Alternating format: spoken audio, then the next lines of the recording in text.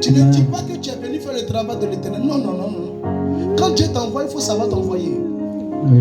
Sinon ta tête risque de sauter. Parce que il a été malin, il a dit à Dieu, mais si le roi apprend, ma tête saute comme Jean-Baptiste. C'est clair. Ma tête saute comme Jean-Baptiste. Amen. Jésus dit non. Ta tête ne sautera pas, mais au contraire. Tu vas les avoir par un plan, un système. Amen. Tu prendras une génisse et tu leur diras que tu es venu apporter un sacrifice. Pour que lorsque tout le monde va comprendre, on dira que c'est un sacrifice qu'on est venu apporter en l'Éternel. Qui comprend? Amen. Et tu vas réunir la famille. Lorsque la famille est réunie, on présente l'animal, un sacrifice. Et au moment où on finit de faire le sacrifice, il va nous présenter ses enfants. Et parmi ces enfants, moi, Dieu, je mettrai ma parole dans ta bouche. Amen.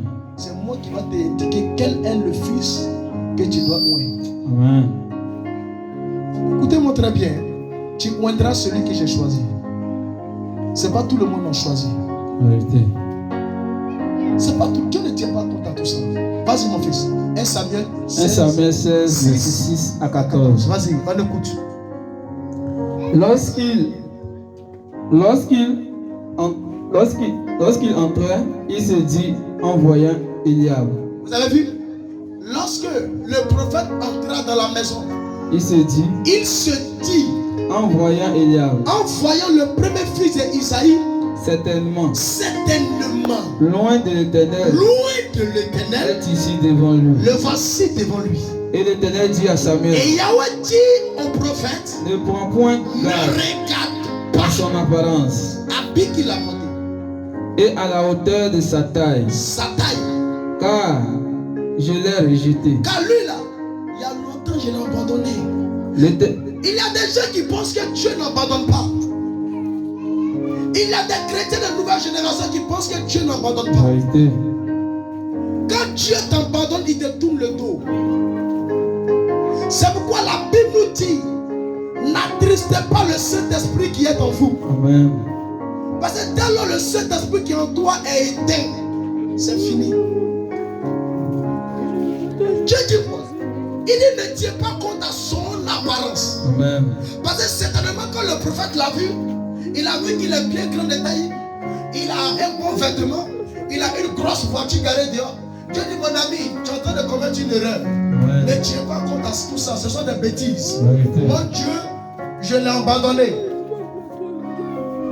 Je l'ai abandonné. J'ai abandonné cet homme. Dieu est clair, il dit je l'ai abandonné. Ouais. Et regardez ce qui va suivre, vas-y. L'Éternel ne considère pas ce que l'homme considère. Vous avez compris? L'Éternel ne voit pas Amen. ce que les yeux de l'homme regardent. Amen. Donc ce que toi tu regardes, et puis tu cours pour aller derrière lui là.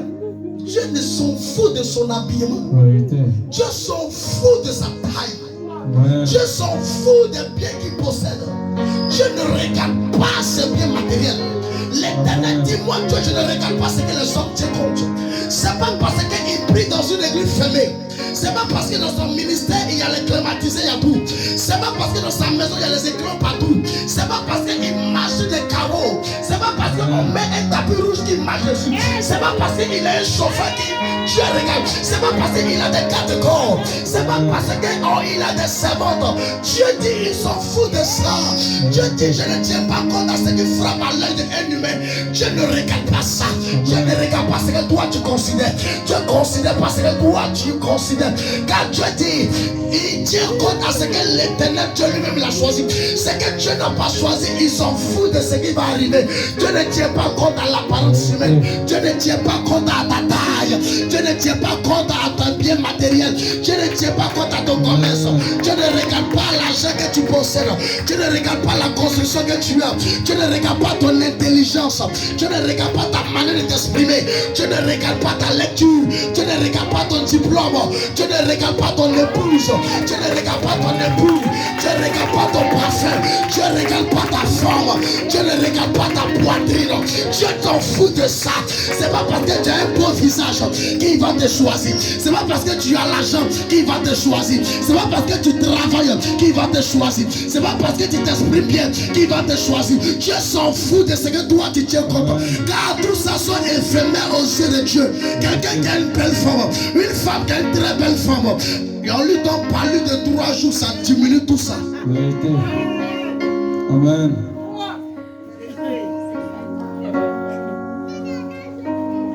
Elle peut avoir des rondeurs, une très belle poitrine, mais elle parle lui de 3 jours. Ça donne sa forme initiale. Vérité.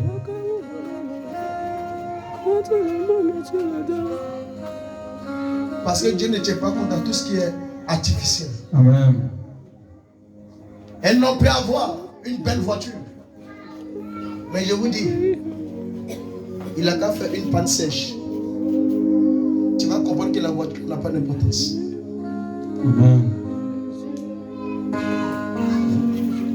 Elle n'en peut avoir une grande maison. Il a qu'à avoir un incendie. Où est la beauté de la maison? Amen. Mais un homme a qu'à avoir un cœur que l'Éternel regarde. Amen. Je vous assure, il peut réveiller des morts. Amen. Il peut faire marcher des paralytiques. Il peut ouvrir les yeux des aveugles. Il peut faire accoucher des femmes enceintes. Il peut faire descendre la pluie. Il peut arrêter la pluie. Il peut même arrêter le soleil. Il peut ordonner à une nation de mourir.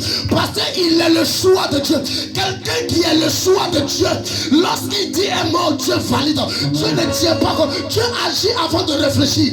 Lorsque Dieu finit d'exécuter cela, il revient à son serviteur. Mais pourquoi tu m'as dit de faire ça? Attends, pourtant il a déjà exécuté. Amen. On ne joue pas avec celui qui est consacré. Amen. Lorsque Dieu te choisit, mon fils, ça ne serait pas facile pour toi. Amen. Ça ne serait pas facile. Tu peux commencer même avec. Tu peux commencer avec un petit habit comme ça de l'enfant. Et puis tu es assis dessus comme ça.